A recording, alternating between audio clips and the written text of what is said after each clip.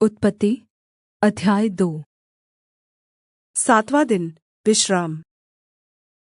इस तरह आकाश और पृथ्वी और उनकी सारी सेना का बनाना समाप्त हो गया, और परमेश्वर ने अपना काम जिसे वह करता था सातवें दिन समाप्त किया, और उसने अपने किए हुए सारे काम से सातवें दिन विश्राम किया।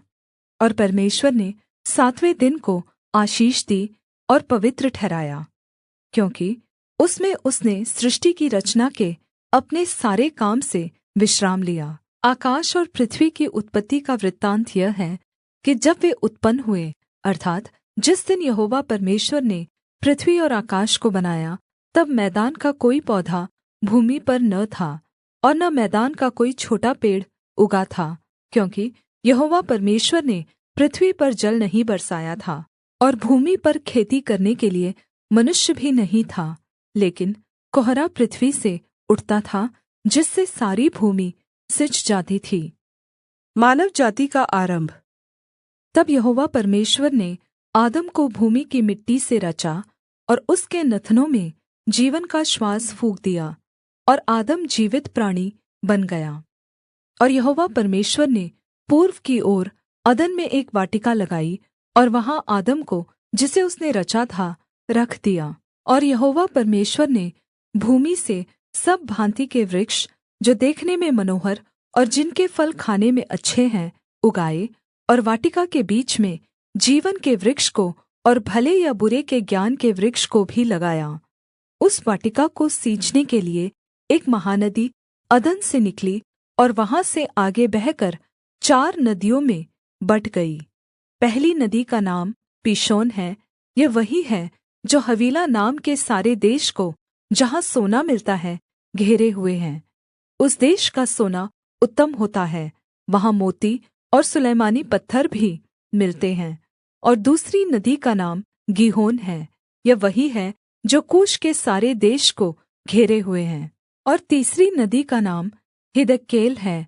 यह वही है जो अश्शूर के पूर्व की ओर बहती है। और चौथी नदी का नाम फरात है। तब यहोवा परमेश्वर ने आदम को लेकर अदन की वाटिका में रख दिया कि वह उसमें काम करे और उसकी रखवाली करे। और यहोवा परमेश्वर ने आदम को यह आज्ञा दी, तू वाटिका के किसी भी वृक्षों का फल खा सकता है, पर भले या बुरे के ज्ञान का जो वृक्ष है, उसका फल तू कभी न खाना, क्योंकि जिस दिन तू उसका फल खाएगा, उसी दिन अवश्य मर जाएगा। फिर यहोवा परमेश्वर ने कहा, आदम का अकेला रहना अच्छा नहीं, मैं उसके लिए एक ऐसा सहायक बनाऊँगा जो उसके लिए उपयुक्त होगा।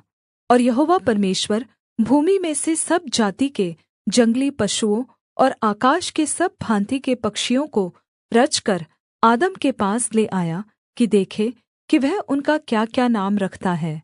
और जिस-जिस जीवित प्राणी का जो नाम आदम ने रखा, वही उसका नाम हो गया।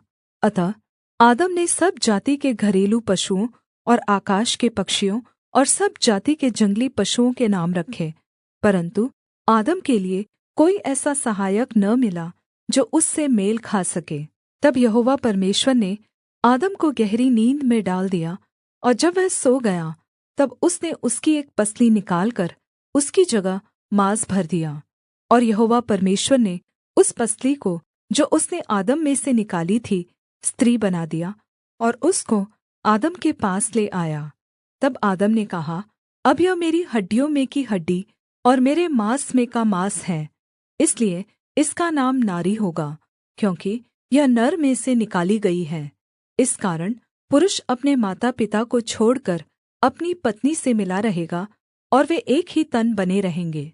आदम और उसकी पत्नी दोनों नंगे थे, पर वे लज्जित न थे।